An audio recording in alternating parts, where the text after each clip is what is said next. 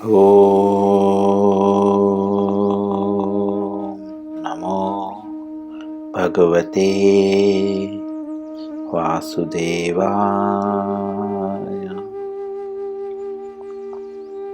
ॐ नमो भगवते वासुदेवाय।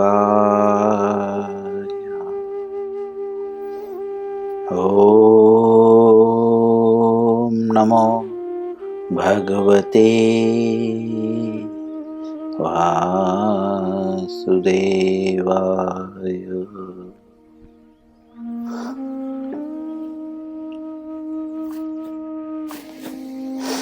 श्री मद्भगवत गीता यथारूप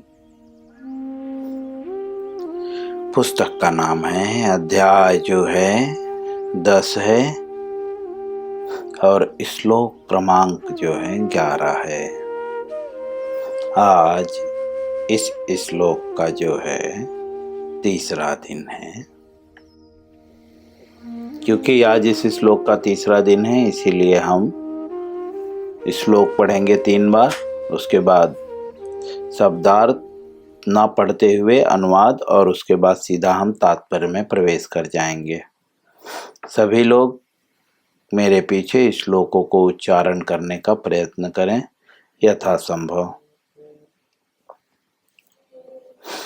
तेषामेवानुकंपार्थम्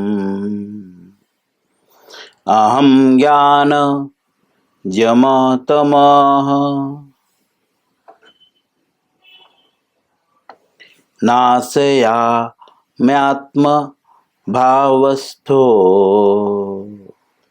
ज्ञानदीपेन भास्वता।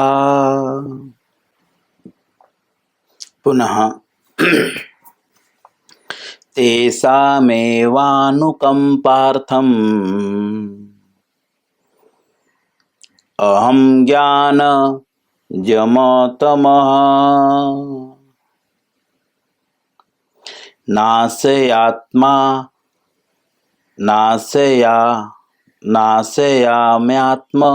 भावस्थो ज्ञानदीपेन भास्वता। पुनः तेषामेवानुकंपार्थम्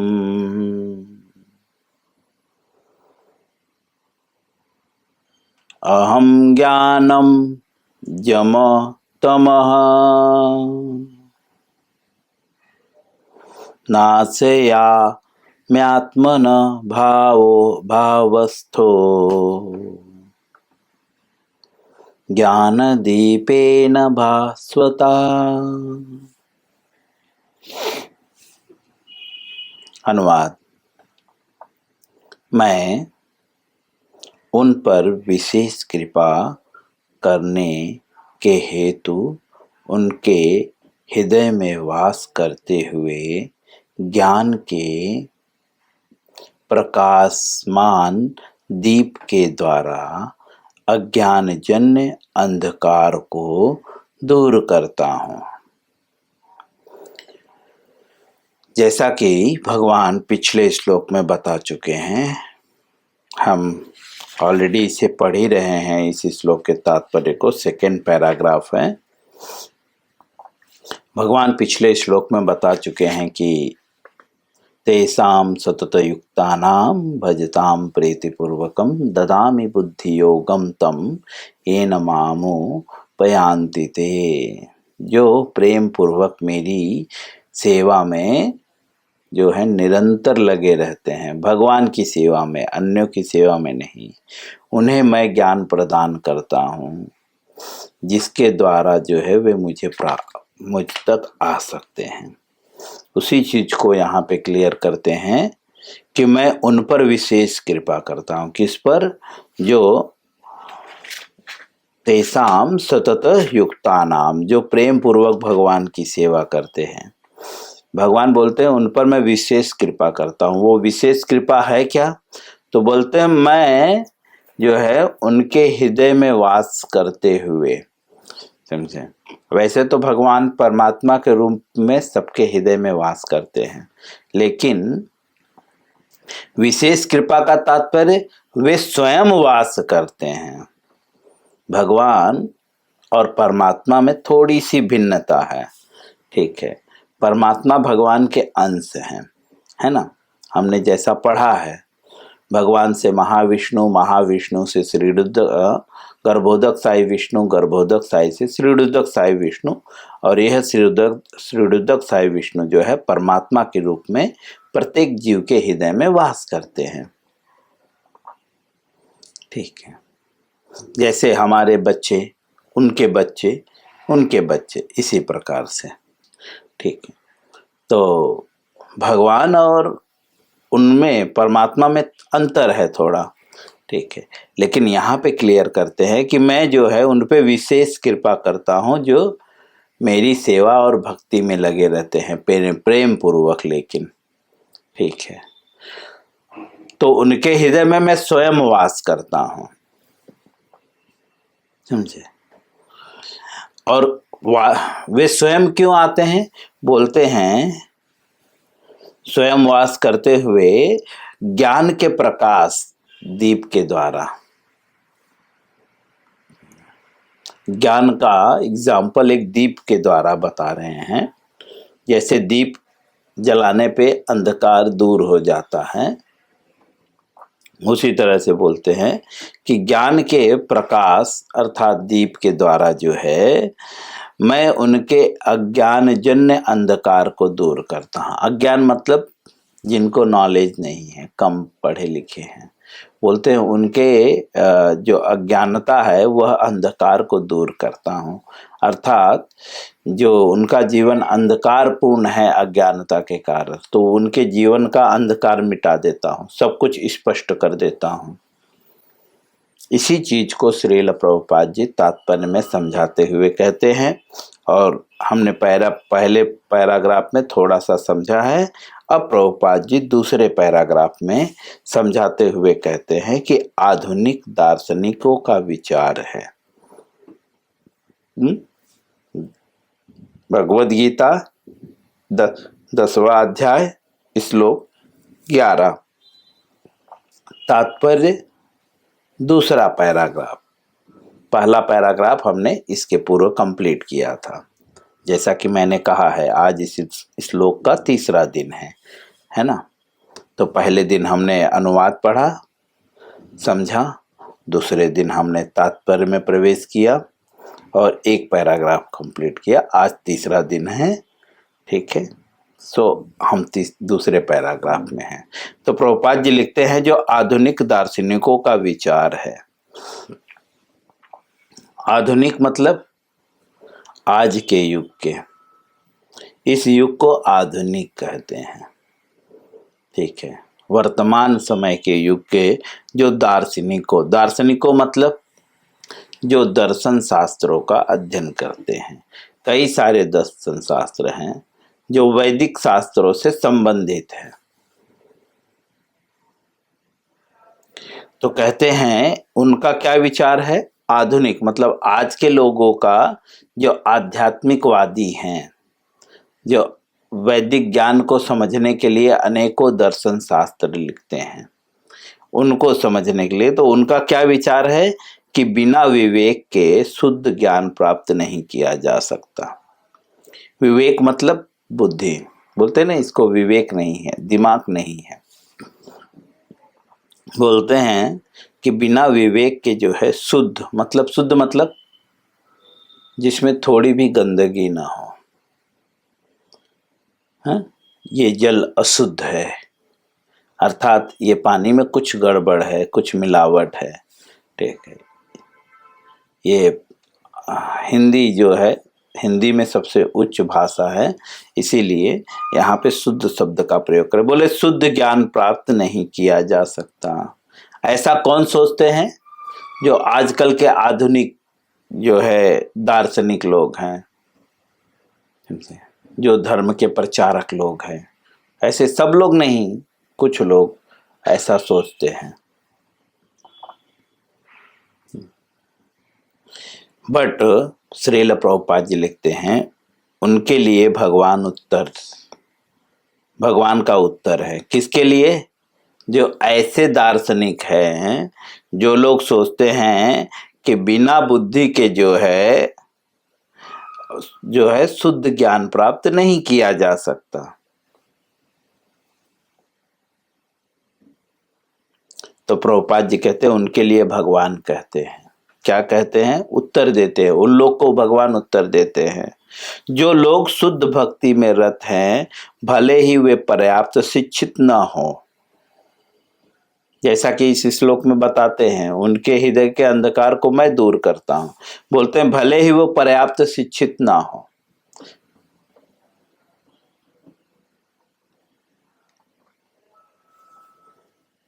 जो लोग शुद्ध भक्ति में रत हैं, शुद्ध का मतलब प्योर, जिसमें थोड़ी भी गंदगी ना हो, थोड़ा भी मिलावट ना हो। भक्ति का तात्पर्य है, जैसा कि हमने भगवत गीता के 6 चैप्टर्स के 47वें श्लोक के तात्पर्य में पढ़ा है हमने। भक्ति का क्या अर्थ है, वहां पे क्या बताते हैं? भक्ति का अर्थ है भक्ति का अर्थ बताते हैं गोपाल तो अपने उपनिषद का श्लोक वहां पे कोट किए हुए हैं। कहते हैं कि भक्ति का अर्थ है भगवान की सेवा जो इस जीवन में या अगले जीवन में भौतिक लाभ की इच्छा से रहित होती है। यह भक्ति है। ठीक है। और शुद्ध मतलब इसमें कोई भी मिलावट नहीं करनी है। ठीक है, तो उसको शुद्ध भक्ति कहते हैं। ठीक है, जिसमें भौतिक लाभ की इच्छा तनिक भी ना हो। तो जो शुद्ध भक्ति में रत का मतलब लगे हुए हैं, मतलब जो भगवान की सेवा में लगे हुए हैं। कैसे लगे हुए हैं? बिना किसी लाभ के।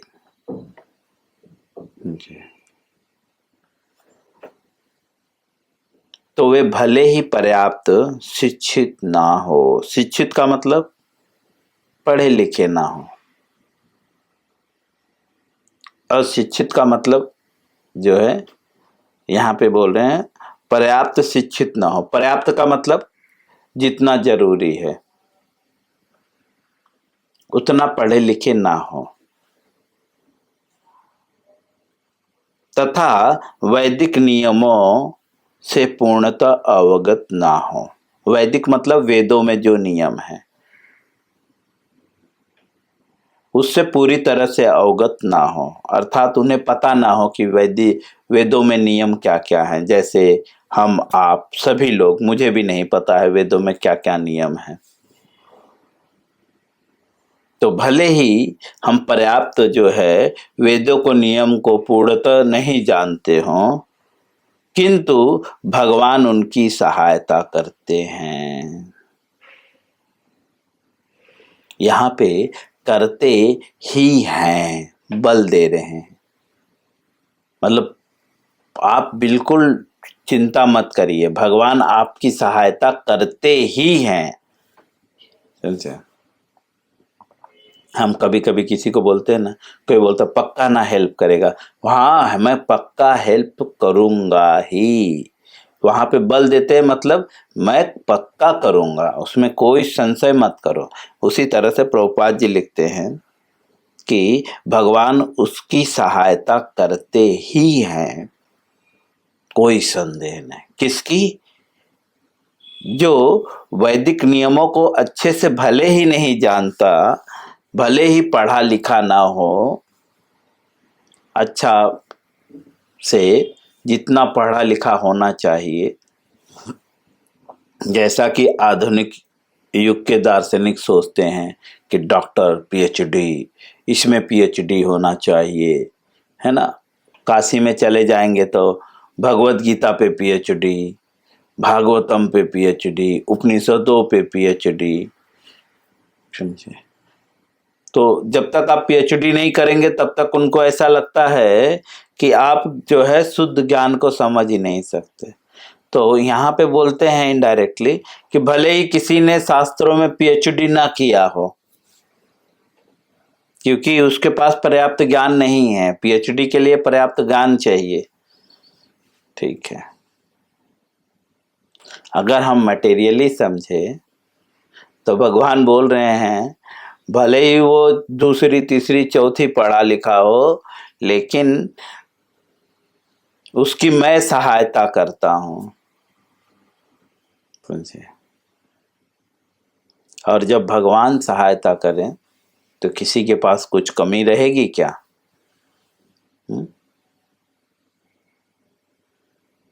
जैसे कि एक चींटी एक पेड़ को हिलाए तो हिला पाएगी, और वही अगर हाथी उस पेड़ को हिलाना चाहे तो क्या होगा?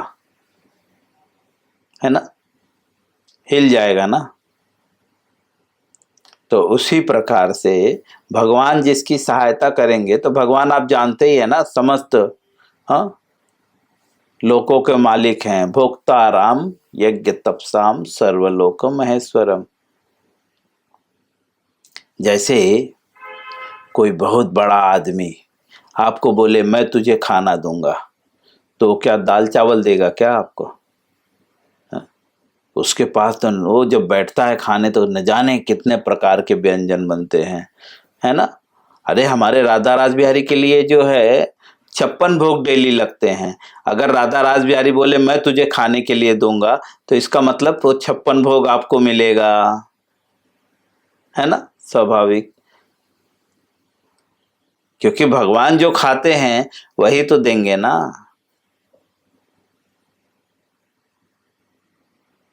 तो तात्पर्य है, अगर कहने का मतलब है कि भगवान यहाँ पे बोलते हैं मैं सहायता करूंगा, और भगवान जिसकी सहायता करें, बोलते हैं ना मारे कृष्ण तो राखे के, राखे कृष्ण तो मारे के। तो भगवान बोल रहे हैं मैं तुम्हारी सहायता करूंगा, तो आप सोचिए, हाँ?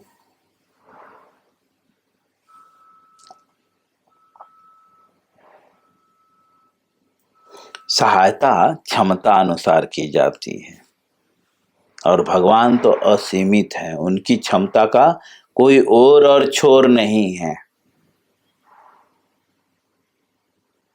इसीलिए प्रभुपाद जी उत्तर देते हैं कि सिर्फ शुद्ध भक्ति में, कंडीशन क्या है? शुद्ध भक्ति में रत हो। शुद्ध भक्ति का तात्पर्य क्या है? बिना किसी भौतिक लाभ की भगवान की सेवा करनी होगी, है ना। बिना किसी भौतिक लाभ के भगवान की सेवा करनी होगी, बस यही एक कंडीशन है। अगर हम बिना किसी लाभ के भगवान की सेवा पूजा करें, कृष्ण भावना मृत के नियमों के द्वारा, समझे, अपने मन के हिसाब से नहीं, मुझे जैसा लग रहा है बस मुझे वैसा करना है, बिल्कुल नहीं। गुरु के माध्यम से जो है, जब हम बिना किसी भौतिक लाभ के भगवान की सेवा करेंगे, तो भगवान यहाँ पे कहते हैं भले ही तुम शिक्षित ना हो अच्छे से, ठीक है, भले ही तुम नियम कानून न जानते हो, तुम्हारी सहायता मैं करूंगा।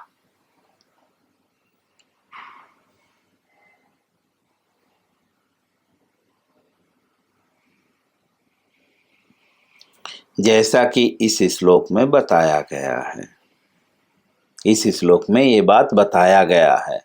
भगवान बोलते हैं मैं तुम्हारे हृदय के अंधकार को दूर करूंगा। श्री प्रभुपाद जी आगे लिखते हैं, भगवान अर्जुन को बताते हैं, भगवान अर्थात कृष्ण जो बोल रहे हैं, भगवत गीता जो बोल रहे हैं, भगवत गीता कृष्ण बोल रहे थे, उनके लिए यह भगवान शब्द प्रयोग किया गया। भगवान शब्द अनेकों लोगों के लिए प्रयोग किया जाता है, कभी कभी देवी देवताओं के लिए भी भगवान शब्द का प्रयोग होता है, लेकिन यहाँ पे जो भगवान शब्द का प्रयोग हो रहा है वो कृष्ण के लिए। प्रभुपाद जी भगवत गीता के शुरुआत में ही बता चुके हैं, ये बात मैं कई बार बोल चुका हूँ कि भगवान शब्द किसके लिए प्रयोग किया जा रहा है? कृष्ण के लिए, अन्य देवी देवताओं के लिए नहीं, ठीक है। तो भगवान जो है अर्जुन को बताते हैं क्या बताते हैं कि मात्र चिंतन से जो है परम सत्य भगवान को समझ पाना असंभव है। असंभव मतलब नामुमकिन,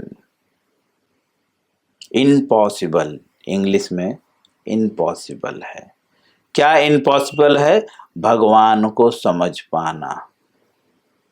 भगवान अर्थात बोलते हैं परम सत्य। कैसे संभव नहीं है? बोलते हैं मात्र चिंतन से, मेडिटेशन जो आजकल लोग करते हैं। कुछ कुछ लोग बोलते हैं हम ये मेडिटेशंस करते हैं, वो मेडिटेशंस करते हैं। अभी तो कुछ हीलिंग करके कोई मुझे बोल रहा था, मैं पहली बार सुना। हीलिंग वाला एक नया अभी आया है ट्रेंड, हीलिंग वगैरह वगैरह। तो बोलते हैं मात्र चिंतन से, चिंतन मतलब मेडिटेशंस। हाँ, हम लोग बोलते हैं ना प्रभु जी हम दिन भर चिंतन करते रहते हैं भगवान का। कुछ लोग भौतिकवादी आलसी लोग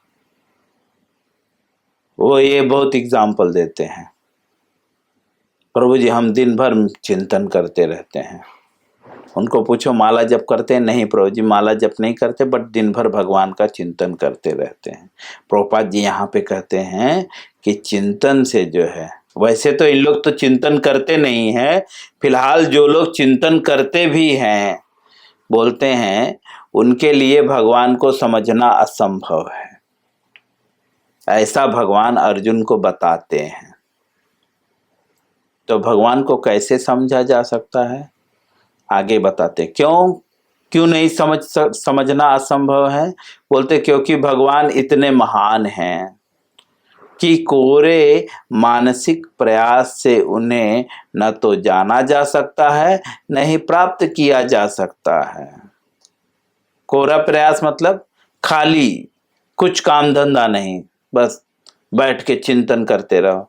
बोलते भगवान इतने महान है कि इन छोटे मोटे कार्यों से भगवान नहीं प्रसन्न होंगे, और प्रसन्न तो दूर की बात, उन्हें प्राप्त भी नहीं कर पाओगे। भले ही कोई लाखों वर्ष तक चिंतन करता है रहे, बोलते हैं 1-2 साल नहीं, कोई लाखों वर्ष भी चिंतन करें तो भी असंभव है। अब श्रील प्रभुपाद जी कहते किंतु यदि भक्ति नहीं करता, यदि वह परम सत्य का प्रेमी नहीं है तो उसे कभी भी कृष्ण या परम सत्य समझ में नहीं आएंगे। प्रभुपाद जी कहते हैं लेकिन यदि कोई भक्ति नहीं करता, मतलब अन्य लोगों को बात बता रहे हैं, जो कुछ लोग तो चिंतन कर रहे हैं वे तो समझ ही नहीं सकते, लेकिन अन्य लोग जो हैं, जो लोग भक्ति नहीं करते और जो है जो परम सत्य के प्रेमी नहीं है, उनके लिए जो है कृष्ण या परम सत्य को समझ में नहीं आएगा। उनको जो है कृष्ण और या परम सत्य जो है समझ में नहीं आएगा। अर्थात अगर आपको परम सत्य को समझना है, क्योंकि बिना परम सत्य को समझे जो है मुक्ति नहीं है।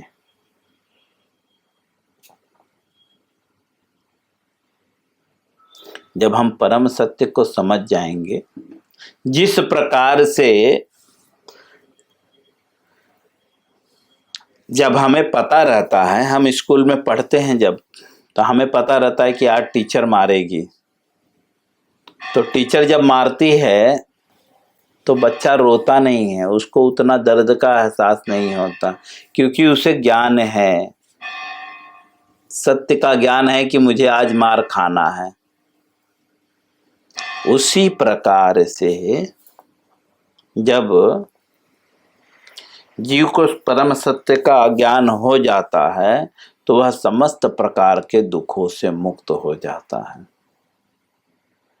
ठीक है, और परम सत्य को यहाँ पे बता रहे हैं कि भक्ति अगर वो नहीं कर रहा है तो परम सत्य को नहीं समझ सकता।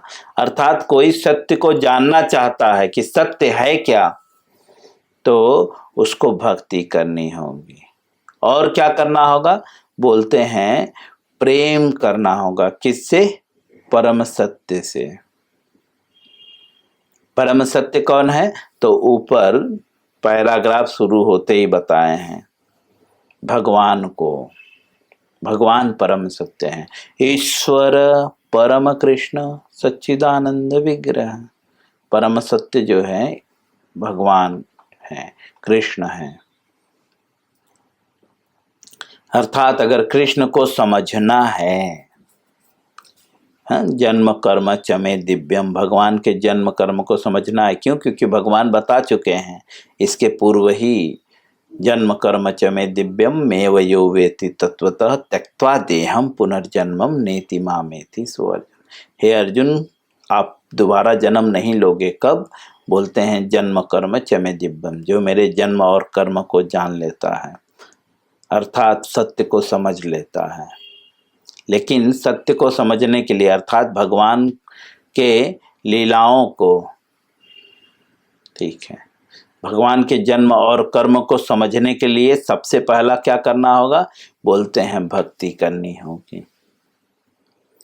तब जाकर हम भगवान को समझ सकते हैं, नहीं तो कृष्ण या परम सत्य को नहीं, उसके समझ में नहीं आएगा।